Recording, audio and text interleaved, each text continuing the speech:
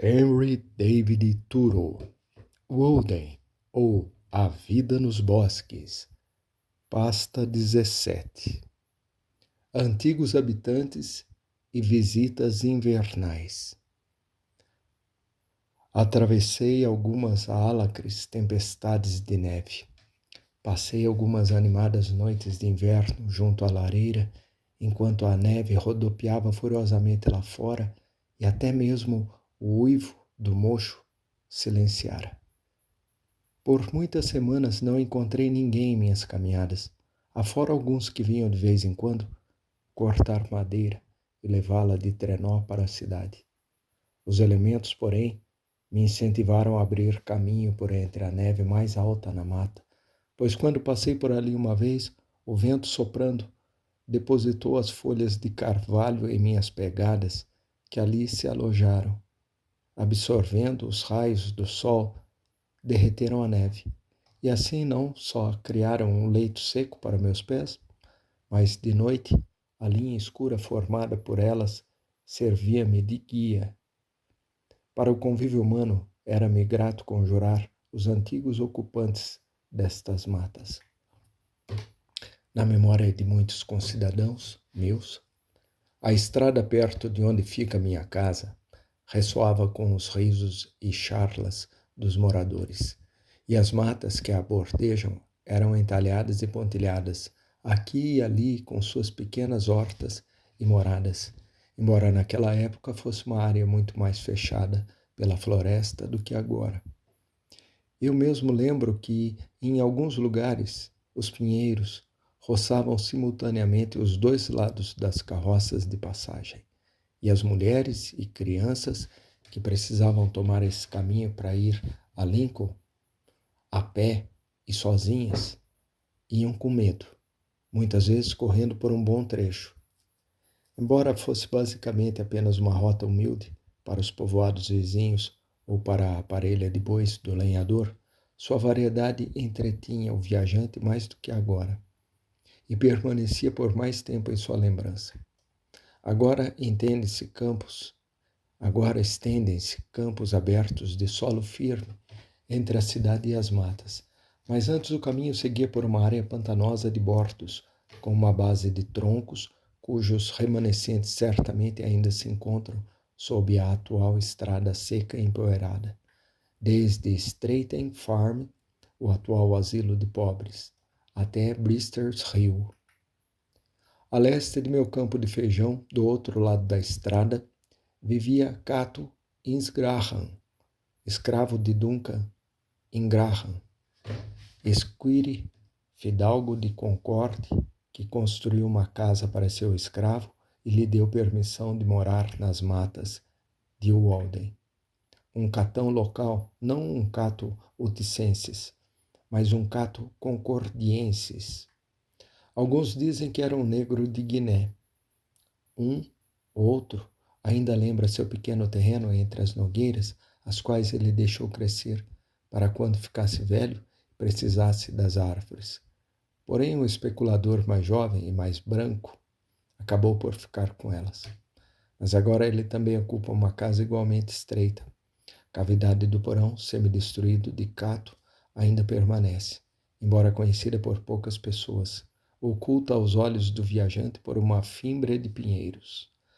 Agora ela está ocupada pelo sumagre liso, Rus glabra, e ali cresce luxuriosamente uma das mais precoces espécies de vara de ouro, Solidago stricta. Aqui, bem no canto do meu terreno, ainda mais perto da cidade, ficava a casinha de Zilfa, uma negra que fiava linho para o povo da cidade, fazendo as matas de Walden ressoarem com seus sustenidos, pois tinha uma voz potente e admirável. Por fim, na guerra de 1812, seu lar foi incendiado por soldados ingleses, prisioneiros em condicional, quando ela estava fora, e seu gato, seu cachorro, suas galinhas foram queimados, todos juntos. Ela levava uma vida dura, um tanto desumana. O antigo frequentador destas matas lembra um dia, em que passou pela casa dela e ouviu Zilfa resmungando sobre a panela murmurante. Vocês são ossos, só ossos. Vi tijolos por ali, entre os arbustos de carvalho. Descendo a estrada direita em Brister Hill, vivia Brister Freeman, um negro jeitoso, outrora escravo do juiz de paz Cummings.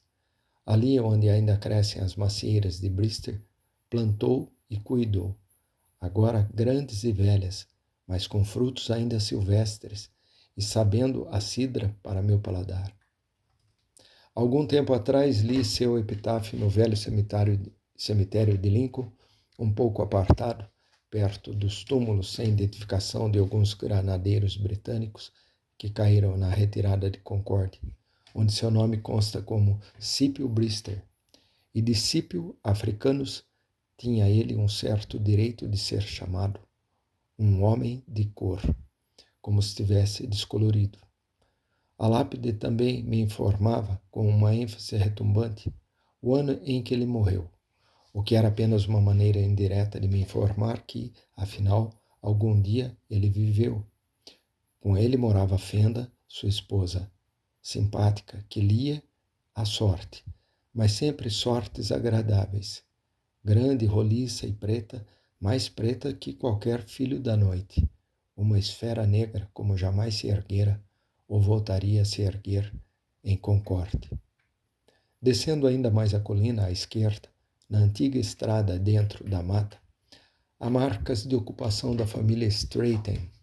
Seus pomares outrora cobriam toda a vertente de Brister Hill, mas foram tomados muito tempo atrás pelos pinheirais, exceto alguns cepos, cujas velhas raízes ainda fornecem rebentos para enxertarem muitas árvores viçosas da cidade.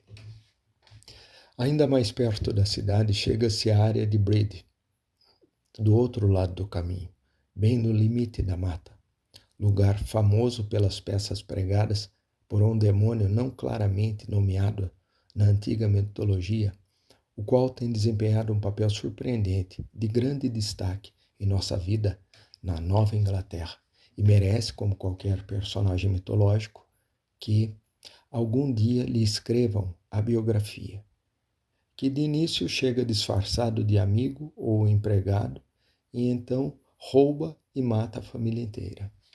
O rum da Nova Inglaterra. Mas a história ainda não deve narrar as tragédias aqui encenadas. Esperemos o tempo se interpor para amenizá-las e lhe emprestar o azul da distância. Diz a mais vaga e dúbia tradição que, outrora, aqui ficava uma taverna e também um poço que temperava a bebida do viajante e refrescava sua montaria. Aqui os homens se saudavam, ouviam e contavam as notícias e retomavam seus caminhos. A cabana de Brede ainda estava de pé 12 anos atrás, embora desocupada desde longa data. Era mais ou menos do tamanho da minha. Foi incendiada por alguns moleques travessos numa noite de eleição, se não me engano.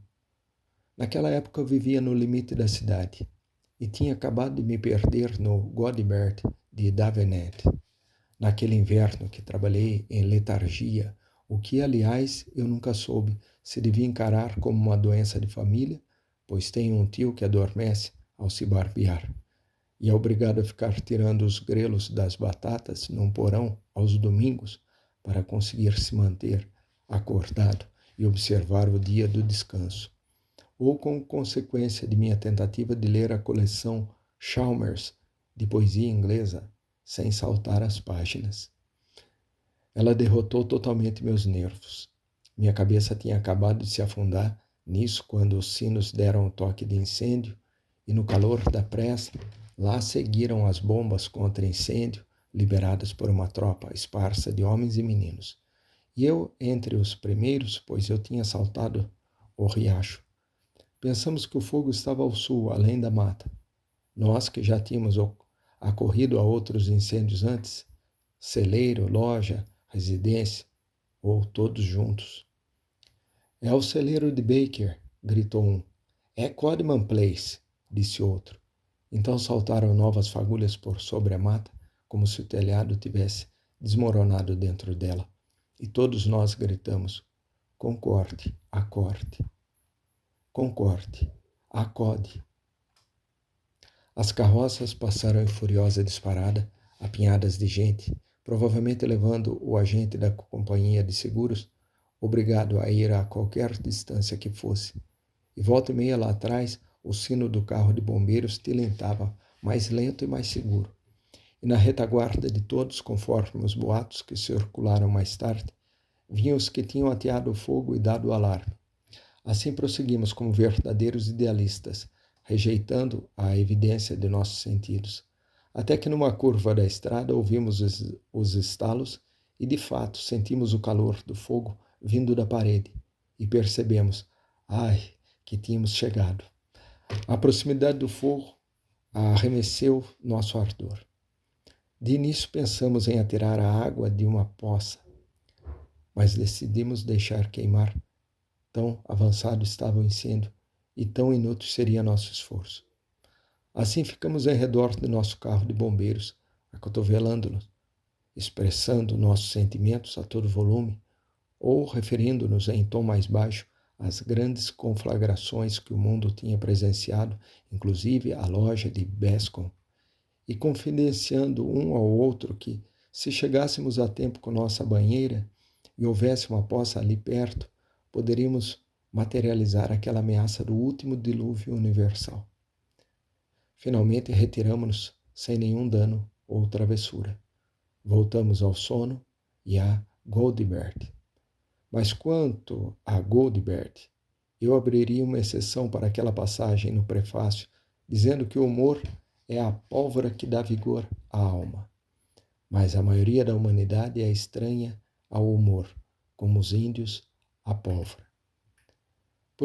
Por acaso, na noite seguinte, eu estava atravessando os campos por aquele caminho, mais ou menos na mesma hora, e ao ouvir um baixo gemido naquele ponto, aproximei-me no escuro. Descobri o único sobrevivente da família que eu conheço, o herdeiro de seus vícios e virtudes, o único que estava interessado nesse incêndio, deitado de bruços, olhando por cima da parede do porão as cinzas ainda fumegantes lá embaixo, murmurando sozinho, como era seu costume. Ele tinha passado o dia inteiro fora, trabalhando nas várzeas do rio, e aproveitara os primeiros momentos que podia considerar seus para visitar a casa dos pais e de sua juventude. Passeava os olhos por todos os lados e pontos de vista do porão, sempre deitado ali de bruços, como se lembrasse a presença de algum tesouro escondido entre as pedras, onde não havia absolutamente nada além de um monte de tijolos e cinzas. Destruída a casa, ele fitava o que havia restado.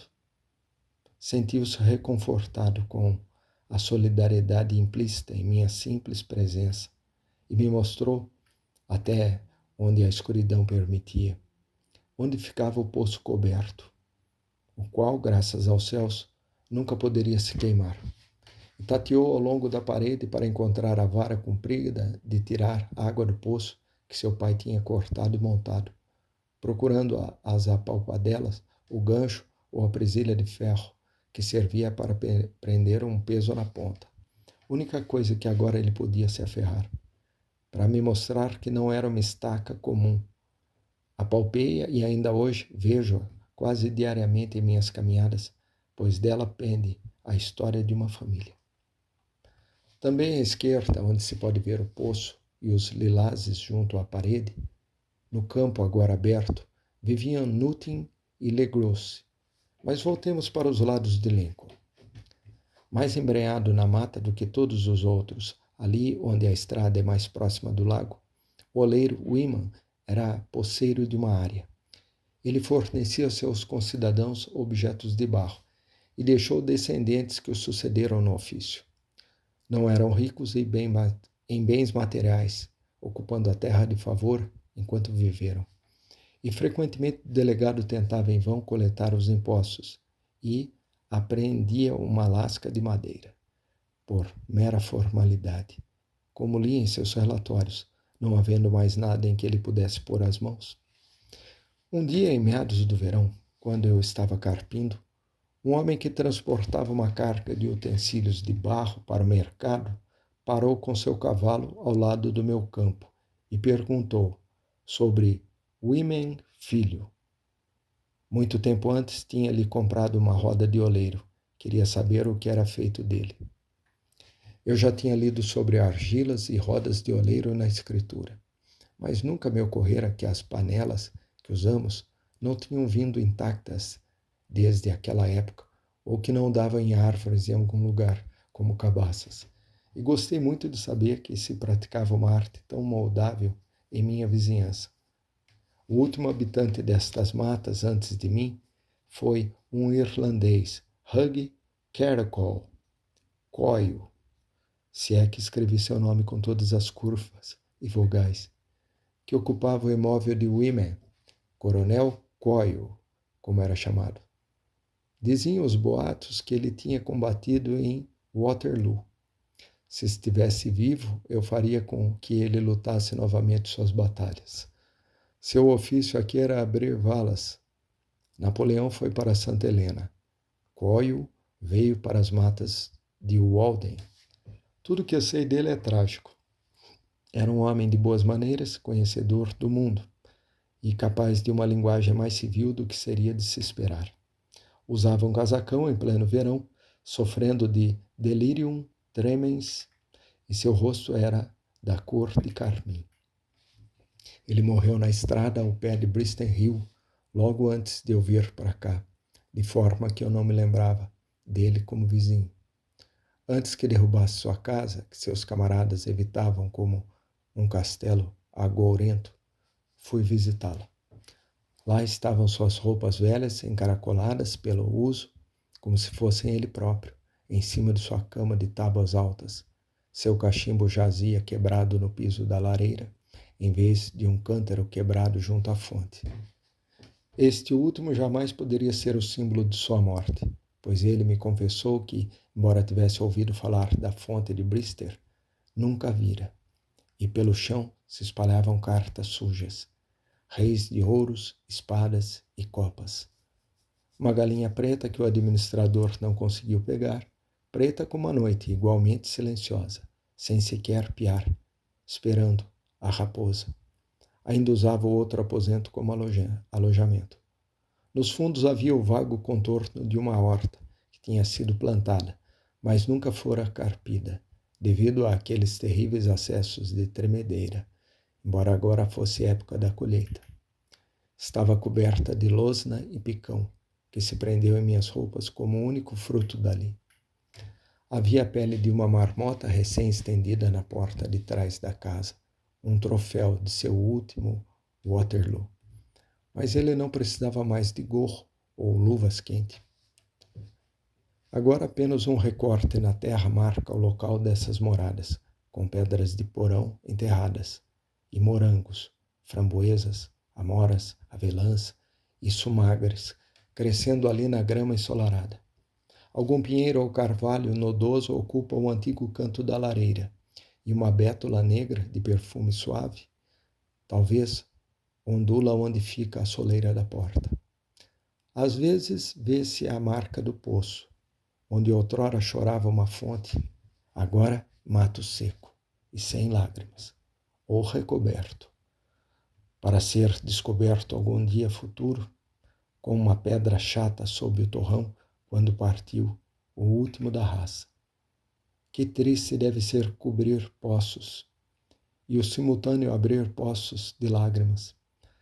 Essas marcas dos porões, como tocas de raposa abandonadas, buracos velhos, só isso restou onde outrora havia agitação e o alvoroço da vida humana, e onde, em uma ou outra forma, o dialeto, discutia-se alternadamente o destino, o livre-arbítrio, a presciência absoluta. Mas tudo que sei dessas suas conclusões se resume a isto. Cato e Bristol cardavam lã, o que é tão edificante quanto a história das mais famosas escolas de filosofia. Ainda cresce o jovial lilás uma geração depois de desaparecerem Porta, Lintel e Soleira, abrindo suas flores docemente perfumadas a cada primavera, colhidas pelo viajante em devaneios, outrora plantado e cuidado por mãos infantis em canteiros na frente de casa, agora apoiado ao lado de alguma parede num pasto retirado, dando lugar a novas florestas. O último daquela estirpe, sobrevivente único daquela família. Mal sabiam as pardas crianças que o minúsculo rebento com apenas 2 olhos, que fincaram no solo à sombra da casa e diariamente regaram, iria se enraizar tanto e tanto lhes sobreviver, e se abrigaria no fundo sombreado da casa, ocuparia a horta e o pomar dos adultos e contaria baixinho a história delas ao caminhante solitário, meio século depois de crescerem e morrerem, florescendo tão belo, perfumando tão doce como naquela primeira primavera. Contemplo suas cores ainda delicadas, gentis, alegres, lilazes. Mas esse pequeno povoado, germe de algo mais, porque falhou enquanto Concórdia se formou. Não havia vantagens naturais, privilégios sobre a água, certamente. Há o profundo lago Walden e a fria fonte de Brister, o privilégio de tomar longos e saudáveis goles, não aproveitado por esses homens a não ser para diluir suas bebidas. Era uma raça universalmente sedenta. Não podiam o cesto, a vassoura, a esteira, o milho tostado, o linho fiado e os potes de barro ter prosperado aqui, fazendo a Grécia florescer como a rosa, e uma numerosa posteridade ter herdado a terra de seus pais? O solo estéril, pelo menos, teria sido a prova de uma degeneração das baixadas. Ai, quão pouco a memória desses habitantes humanos realça a beleza da paisagem. A natureza tentará outra vez, quiçá, tendo-me como primeiro povoador e minha casa erguida na primavera passada, como a mais antiga no vilarejo. Não tenho conhecimento de que alguém tenha algum dia construído no local que agora ocupo. Livrem-me de uma cidade construída sobre outra cidade mais antiga, cujos materiais são ruínas, cujos jardins são cemitérios. O solo ali é calcinado e amaldiçoado, e antes que se note, a própria terra estará destruída. Com tais reminiscências, repovoei as matas e embalei meu sono. Nesta estação, raras foram as visitas que recebi. Quando a neve estava mais alta, nenhum caminhante se arriscou perto de minha casa durante 1 ou 2 semanas em seguida. Mas vivia ali tão aconchegado como um rato silvestre, ou como o gado e as aves de criação que consta sobreviverem por muito tempo enterrados sob nevascas, mesmo sem alimento. Ou como a família daquele primeiro colono na cidade de Sunton, nesse estado, cuja cabana ficou totalmente coberta pela grande neve de 1717, quando ele estava ausente, e um índio a descobriu só por causa do orifício que o bafo da chaminé abriu na neve. E assim pôde socorrer a família. Mas nenhum índio amigo se preocupou comigo, nem precisaria, pois o dono da casa estava em casa. A grande nevada. Como é animador ouvir sobre ela. Quando os agricultores não podiam ir às matas e aos pântanos com suas juntas e foram obrigados a derrubar as árvores de copa na frente de suas casas, e quando a crosta ficou mais dura, cortaram as árvores nos pântanos a 3 metros acima do solo, como se revelou na primavera seguinte. Nas neves mais altas, o caminho que eu usava da estrada até a minha casa, com cerca de 800 metros, podia ser representado por uma linha sinuosa pontilhada, com grandes intervalos entre os pontos. Durante uma semana de tempo firme, dei exatamente o mesmo número de passos e do mesmo comprimento, na ida e na volta, pisando cuidadosamente e com a precisão de um compasso em minhas próprias pegadas fundas. A tal rotina nos reduz o inverno, e mesmo assim muitas vezes elas ficavam repletas com o próprio azul do céu. Mas nenhum clima interferia fatalmente em minhas caminhadas, ou melhor, em meus compromissos, pois frequentemente eu me afundava na neve mais alta por 13 ou 15 quilômetros, caminhando para ir a um compromisso marcado com uma faia, uma bétula amarela ou algum velho conhecido entre os pinheiros. Quando o gelo e a neve, fazendo seus galhos vergarem e assim afinando o topo, tinham transformado os pinheiros em abetos. Subindo penosamente até o alto das mais altas colinas, quando a neve atingia quase 60 centímetros acima do solo, despejava em minha cabeça mais outra tempestade de neve a cada passo, ou às vezes patinhando e me arrastando de 4 aqui e ali, quando os caçadores tinham se recolhido aos quartéis de inverno. Uma tarde entretive-me observando uma coruja barrada, Strix nebulosa, pousada num dos galhos secos mais baixos de um pinheiro branco, perto do tronco, em plena luz do dia, eu postado a 5 metros de distância. Ela podia me ouvir enquanto eu andava, triturava a neve sob meus pés, mas certamente não me via. Quando fiz mais barulho, ela esticou o pescoço, eriçou as penas da garganta e abriu bem os olhos. Mas logo suas pálpebras caíram de novo e ela começou a dormitar. Também senti uma influência soporífera depois de observá-la por meia hora, enquanto ficava ali, pousada, com os olhos semicerrados, como um gato, irmã alada do gato. Havia apenas uma faixa estreita entre suas pálpebras, pela qual ela mantinha uma relação peninsular comigo. Assim, com os olhos entrefechados, olhando-me da terra dos sonhos, tentando me perceber, vago objeto ou cisco que interrompia suas visões, por fim, com algum som mais alto ou minha maior proximidade, ela se sentiu incomodada e se virou lentamente em seu puleiro, como que irritada por ter seus sonhos perturbados. E quando partiu e levantou o vôo por entre os pinheiros, abrindo as asas com uma largura inesperada, não fizeram nem o mais leve som que eu conseguisse ouvir. Assim, guiando-se por entre os ramos de pinheiro, mais por um apurado senso da proximidade deles do que pela visão, tateando seu caminho crepuscular, por assim dizer, com suas antenas sensíveis, ela encontrou um novo pouso, onde poderia aguardar em paz a aurora de seu dia. Quando percorri o longo passadiço construído para a ferrovia por entre as várzeas, eu enfrentava muitos ventos turbulentos e renhidos, pois em nenhuma outra parte brincam com tanta liberdade. E quando a geada me batia numa das faces, pagão como eu era, também lhe oferecia a outra.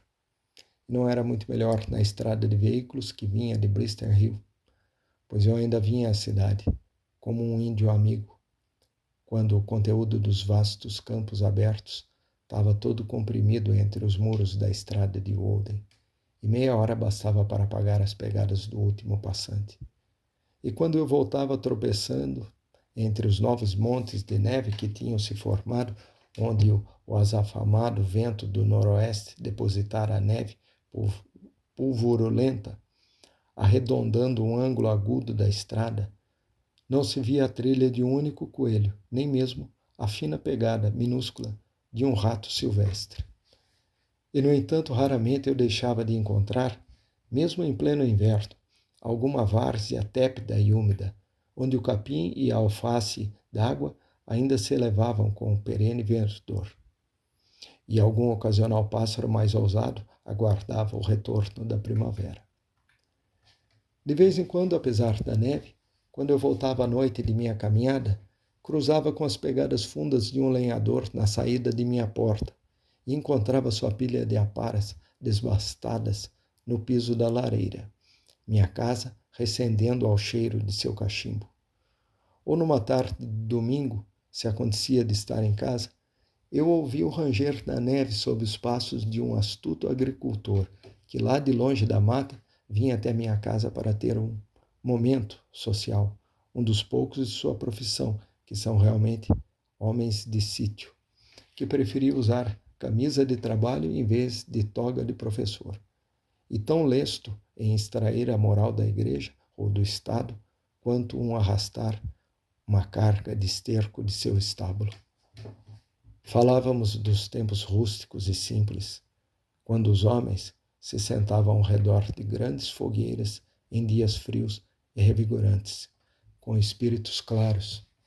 E quando faltava alguma outra sobremesa, experimentávamos os dentes em nozes que os sábios esquilos tinham abandonado muito tempo atrás, pois as que têm cascas mais grossas geralmente são ocas. Quem percorria a maior distância até minha morada, passando pelas neves mais altas e pela tempestade mais desanimadora, era um poeta, um lavrador, um caçador, um soldado, um repórter, mesmo um filósofo pode se atemorizar, mas nada consegue deter um poeta, pois move o puro amor. Quem pode prever suas idas e vindas? Seus assuntos o chamam a qualquer hora, mesmo quando os médicos dormem. Fazíamos aquela casinha vibrar de alegria esfuziante e ressoar com o murmúrio de muitas conversas sóbrias, assim indenizando o vale de Walden pelos longos silêncios. Broadway, em comparação, era quieta e deserta. A intervalos espoucavam salvas de risos, que podiam se referir indiferentemente ao gracejo dito por último ou ao que viria a seguir. Muitas frescas teorias da vida moemos na hora sobre nosso prato raso de mingau, o que somava as vantagens do convívio à clareza mental que exige a filosofia. Não devo esquecer que em meu último inverno no lago havia um outro visitante bem-vindo, o qual uma vez veio do outro lado da cidade, atravessando a neve, a chuva e a escuridão, até enxergar minha lamparina por entre as árvores e partilhou comigo algumas longas noites invernais. Um dos últimos filósofos. Connecticut o deu ao mundo. Ele diz que primeiro mascateava as louças dela, depois os miolos dele. Estes ele ainda mascateia, cobrando de Deus e desacreditando o homem, dando como fruto apenas seus miolos, tal como a nós sua castanha. Penso que deve ser o homem de maior fé entre todos os vivos. Sua atitude e suas palavras sempre supõem um estado de coisas melhor do que conhecem os outros homens, e será o último a se desapontar, enquanto as eras seguem em círculo. Ele não possui nada em risco no presente, mas, embora hoje seja relativamente desconsiderado, quando o seu dia chegar, leis insuspeitas, a maioria irão vigorar, e chefes de família e de Estado virão se aconselhar com ele. Cego é quem não vê a serenidade. Um verdadeiro amigo do homem, praticamente o único amigo do progresso humano. Uma velha mortalidade, ou melhor, imortalidade, com paciência e fé inesgotáveis, tornando clara a imagem gravada nos corpos dos homens, monumentos falhos, desfigurados de Deus. Com seu intelecto acolhedor, ele abraça crianças, mendigos, loucos e eruditos, e ocupa o pensamento de todos, geralmente acrescentando-lhe uma certa amplidão e elegância. Penso que ele devia manter um caravançará na estrada do mundo, onde filósofos de todas as nações pudessem se hospedar, e a tabuleta traria impresso: hospedagem para o homem, mas não para seu animal. Entra tu que tens vagar e mente serena, e busca sinceramente o caminho certo. É talvez o homem mais saudável e menos volúvel entre todos que eu conheço. O mesmo ontem, o mesmo amanhã. Em dias de outrora tínhamos passeado e conversado, realmente deixando o mundo para trás. Mas ele não era vinculado a nenhuma instituição, era livre de nascimento. Ingênuos. Aonde quer que fôssemos, parecia que o céu e a terra se uniam, pois ele realçava a beleza da paisagem. Homem de manto azul, cujo teto mais adequado é a abóboda celeste, que reflete sua serenidade. Não vejo como poderá algum dia morrer. A natureza não pode se privar dele. Ambos estando com algumas taubilhas de pensamentos bem secas, Sentamos e pusemos-nos a esculpi-las, testando o fio de nossas facas e admirando os claros veios amarelados do cerne. Vadeávamos as águas com tanta reverência e delicadeza, ou remávamos com tanta suavidade, que os peixes do pensamento não se assustavam com a correnteza, nem temiam nenhum pescador na margem, mas iam e vinham majestosos, como as nuvens que flutuam pelo céu a oeste e os flóculos de madrepérolas que de vez em quando ali se formam e se dissolvem. Lá trabalhávamos, revendo a mitologia, contornando uma fábula aqui e ali, construindo no ar castelos que não encontrariam na terra nenhuma fundação digna. Homem do grande olhar, homem da grande expectativa. Conversar com ele era uma das 1001 noites da Nova Inglaterra. Tais conversas mantínhamos o ermitão, o filósofo e o velho colono que mencionei, nós três, que elas se expandiam e abarrotavam minha casinha. Não ousaria dizer quantas libras de pressão havia em cada centímetro cúbico da atmosfera. Ela rompia as juntas que depois teriam de ser vedadas com muito vagar para deter o vazamento resultante. Mas desse tipo de estopa eu já tinha quantidade suficiente. Houve um outro com quem tive sólidas temporadas, de longa lembrança em sua casa na cidade, e que me visitava de tempos em tempos, mas lá não tive mais convívio social. Às vezes também esperava que ali aparecesse, como em todos os lugares, o visitante que nunca vem. O Vishna Purana diz: o dono da casa deve ficar ao anoitecer em seu pátio pelo tempo de ordenhar uma vaca, ou mais, se quiser, aguardando a chegada de um hóspede. Cumpri muitas vezes este dever de hospitalidade. Esperei o suficiente para ordenhar um rebanho inteiro de vacas, mas não vi o homem que viria da cidade.